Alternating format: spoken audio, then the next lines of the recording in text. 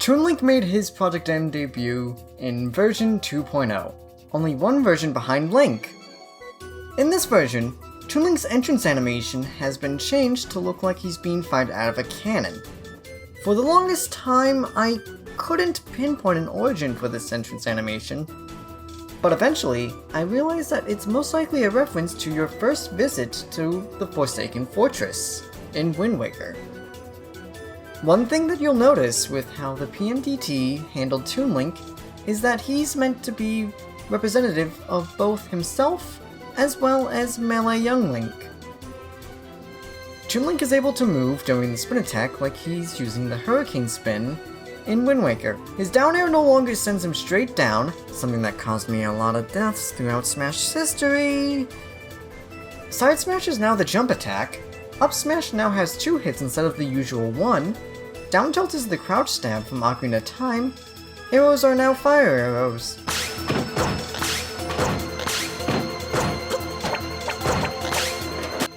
And Young Link's Milk Taunt replaces Toon Link's Down Taunt, and heals 3% if uninterrupted.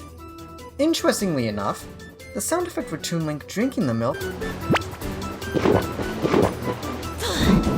is not found in his sound file and is instead found in 7.sound, the common sound effects.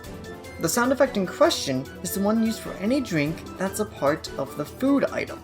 The last change to be made to Toon Link is giving him Young Link's Nair.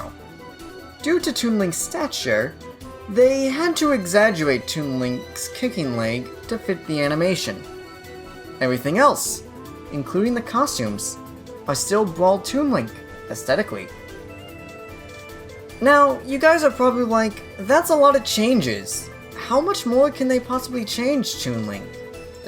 Well, I'll tell you, this is the most changes Toon Link ever got in any one version. And most of these are staying for the entire journey. Quite surprising to me, really. The next version with any changes was Project M 2.5. This version only had one change, and that's Toon Link's jab. Now being one of the combos he does in Wind Waker when L targeting an enemy.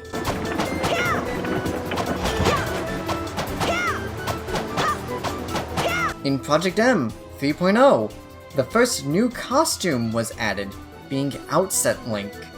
This costume confuses me.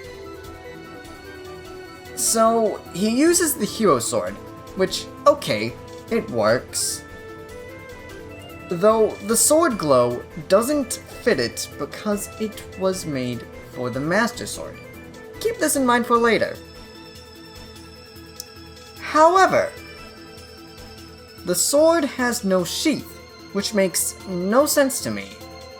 And instead of the hero shield, he has this wooden shield, which doesn't exist in Wind Waker. The only reason that I can think of that they did this was to reference Young Link, who uses the Deku Shield in Smash. Outset Link's render uses a pose from official artwork in Wind Waker, but with the default expression for some reason. The next version, Project M 3.5, adds 2 things and removes 2 things. It adds team colors for Outset Link, green and red, with each having their own unique designs on the shirt, and got rid of Young Link's Nair, restoring Brawl Toon Link's, and reverts changes to his up smash, now doing only 1 hit again. The final version of Project M 3.6 has 2 final changes to Toon Link. His outset costumes now has its own sword glow, and an Easter egg where Toon Link does Tingle's Kululimpa animation and puts on the hero's charm was added. Fun fact, Toon Link's hat is not actually animated if you load up the animation in Brawl Crate, but instead uses Havoc data to move during the animation. With PM reaching its final version, time for us to turn our focus to Legacy TE. TE 1.0 to 1.11 gives all the costumes this render, which is based on the stance he takes when L-targeting in Wind Waker. Though at this point in TE, the expression he has is the default expression. In addition to the blue, green, and red outset outfits, purple and black were added. Toon Link is one of the few characters that had 15 costumes from the beginning, with Engineer Link being added as a third costume, along with red, green, and purple recolors. Every character has a Z-ult, with Toon Link's being Minish Cap Link. 1, go!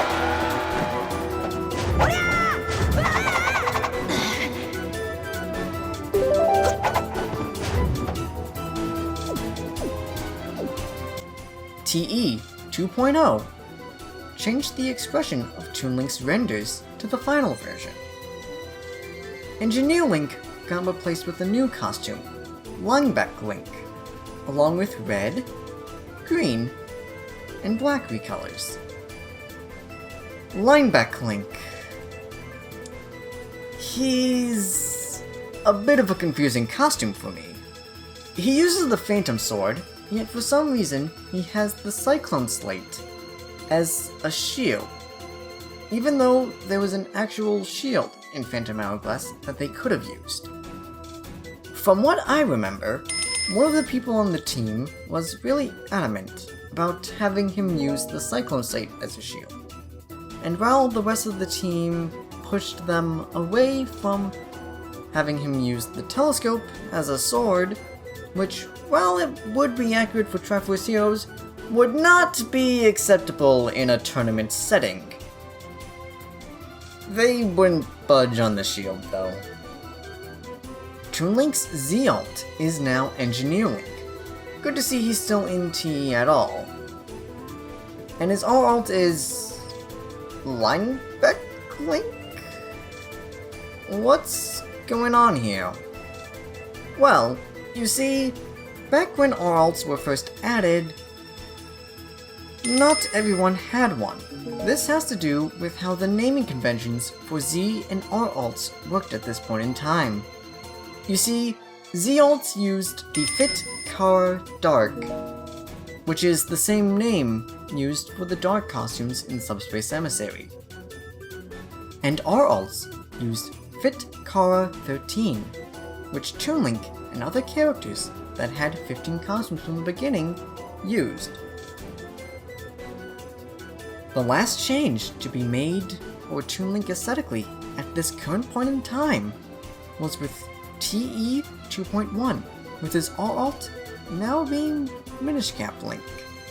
This is because between 2.0 and 2.1 they changed the naming of the Z and R-ults, with Fit Kara Alt Z being the Z-ult, and Fit Kara Alt R being the R-ult, respectively. It was very surprising to see that most of the changes made to Toon Link's aesthetic were there from the very beginning, as my first version of PM was 3.02, so I would have thought the changes happened more gradually over time. Toon Link is in an interesting position, having to both represent Wind Waker, as well as Melee Young Link. I hope you've enjoyed our look at Project M's aesthetics, and I'll see you guys next time.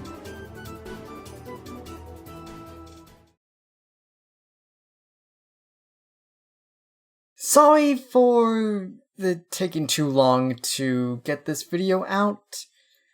I was waiting on being able to use the HD TV option on my Wii. Before, I was using the 480i standard option and using a AV to HDMI converter to, well, convert it to 1080p to then connect it to the capture card, you know, because it outputted to HDMI, the AV to HDMI cable. That should be self-explanatory, actually.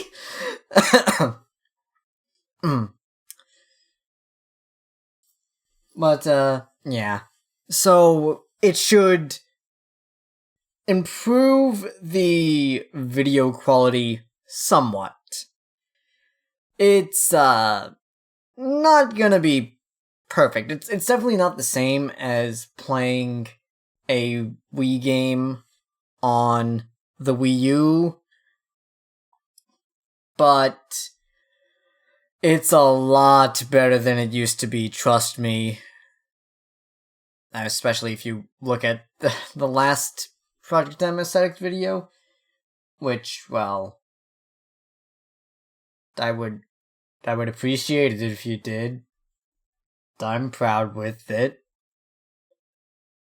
Even if I completely changed the intro segment. Well,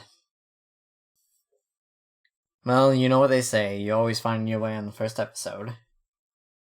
But, yeah. That's about it. Thank you all for watching.